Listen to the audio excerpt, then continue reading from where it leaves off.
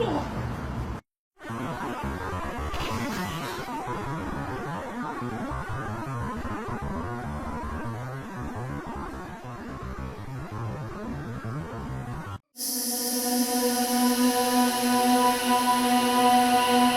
right, how's everybody doing? Thought I'd do this outside today. It's a nice day, even though it's like 102. So, came to one of our spots, got the river in the back, so hopefully it's not too loud. Shouldn't be. But anyways, recently, this video is about drawing a katana. Not so much European, because the scabbard hangs off your waist. Basically, you just draw it straight out. You don't move the scabbard. So it's about drawing a katana. And I did a video like this about 4 years ago. And I think having a refresher is a good idea. This one, so everybody knows, this is a practice. So it's a blunt edge. There's no sharp edge to it. No sharp tip, no nothing. So, because recently, our good friend David was injured when he was doing draw cuts. And this is so important to remember and keep in mindset that when you do draw cuts, there is a certain way you draw the sword. Now, a couple things do play a factor in this. Like, how close is the top of the mouth of the saya to being thin? So you do have to keep that in mind. This is why it's so important to keep this mindset of how you draw the sword. Now, obviously, I'm not wearing an Obi belt. I'm just wearing a regular belt because I didn't feel like putting it on. Because again, it's 102 degrees today. So don't want too many layers on. So obviously we all know when you draw the katana, you move the saya at the same time.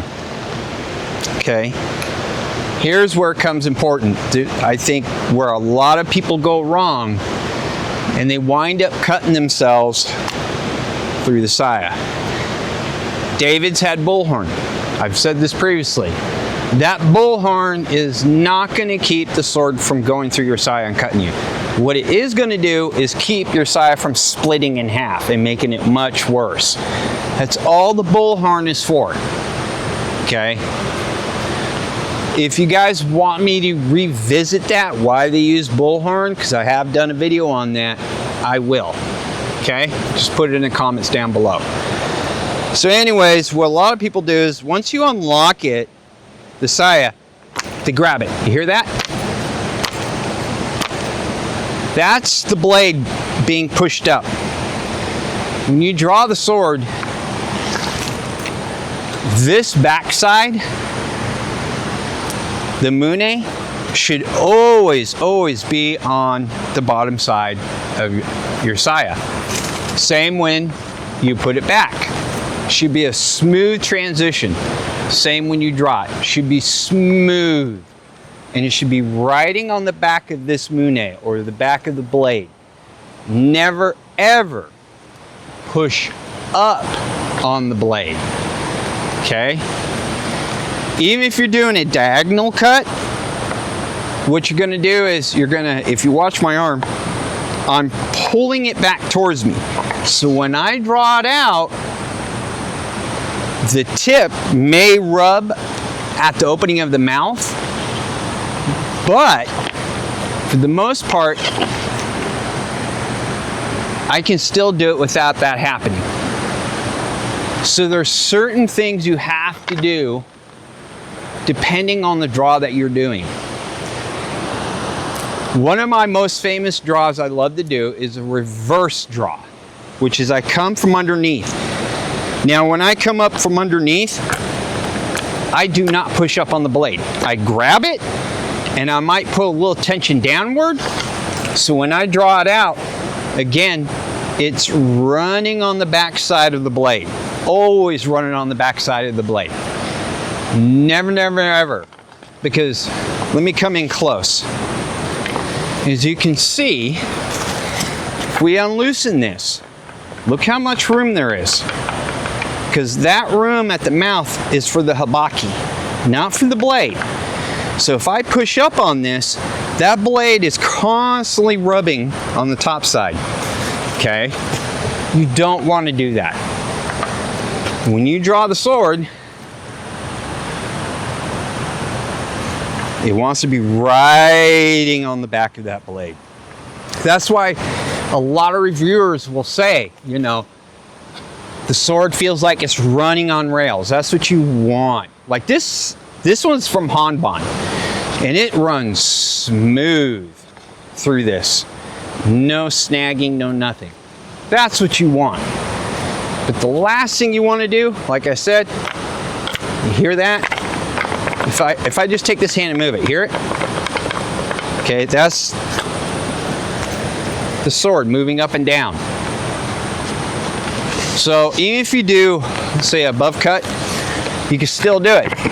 Put a little tension on the backside, draw it straight up. I have yet to cut through my saya. Why? Because I learned keep this backside always on the bottom side of the side when you draw it. Just like I said, just like when you put it back, it's going to ride on it. It's the same thing if you're drawing. Never push up on that blade. Whatever direction you're going for. Now, if you're doing a undercut or where the blade is upside down, that is a little tricky. You literally have to pull up on the sword to draw it out and keep that tension on it. That is a lot harder to do. But there again, you will do that draw cut less than all the others. So whichever direction you're going for, you're always keeping that backside. So you're going to put tension on whatever direction it's going, so it's on the mune or the back of the blade. That will always prevent you from cutting into your saya. And I think, and I'm not, don't get me wrong, not blaming David at all. I think what happens is we, as practitioners or learning or whatever, or backyard cutters, we get thoroughly complacent. And the moment we get complacent and too comfortable with our swords, that's when things happen.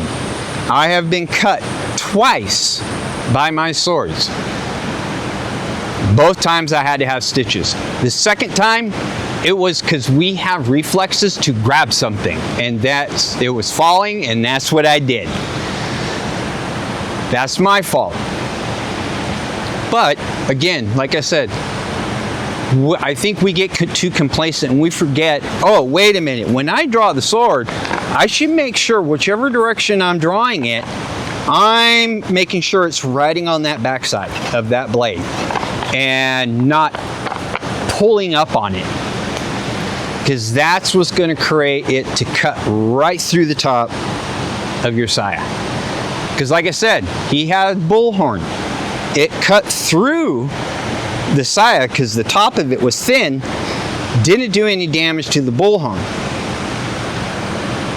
but it still cut through the wood. So you have to be mindful. Don't think because, oh, it's got bullhorn, I'll be fine. No, you won't be.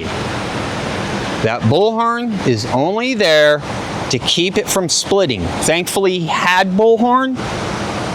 Otherwise, the saya would have split open, and the cut would have been way more devastating to him. Way more. Now, David is fine, okay?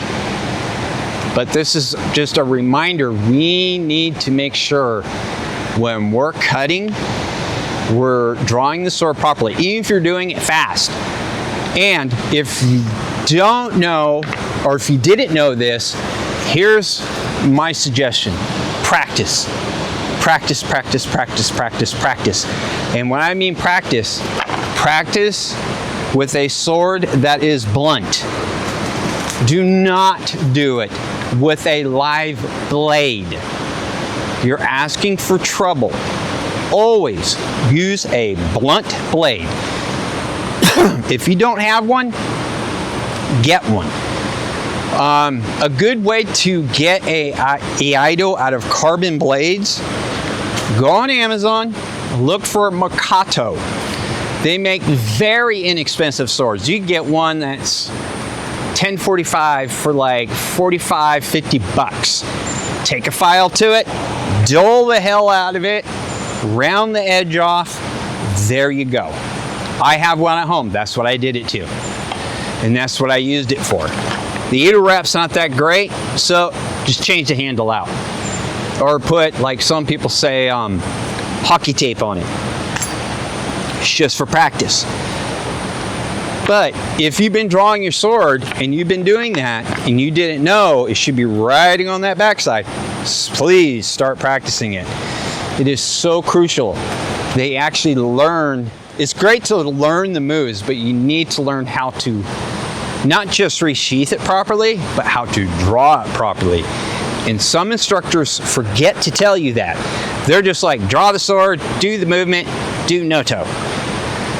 But they're not telling you, don't push up on the blade where the sharp edge is. Keep it riding on the back side of the blade. Always. If you do that, it will never cut through your saya. Like I said, I have yet to have that happen to me.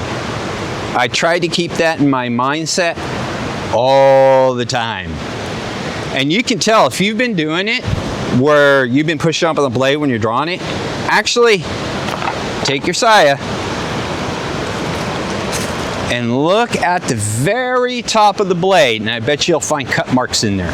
If you're finding cut marks in there, you're asking for trouble, because eventually it's gonna go right through that saya. And you're probably gonna be taking a visit to the hospital. So this is just a friendly reminder. Like I said, I did this video about 4 years ago. I think it's time that I did it again as a refresher for everybody. That's how you draw it. You just don't grab it and draw it. There is a way to do it to keep it safe. So that's all I have for you guys, and we'll see you on the next one.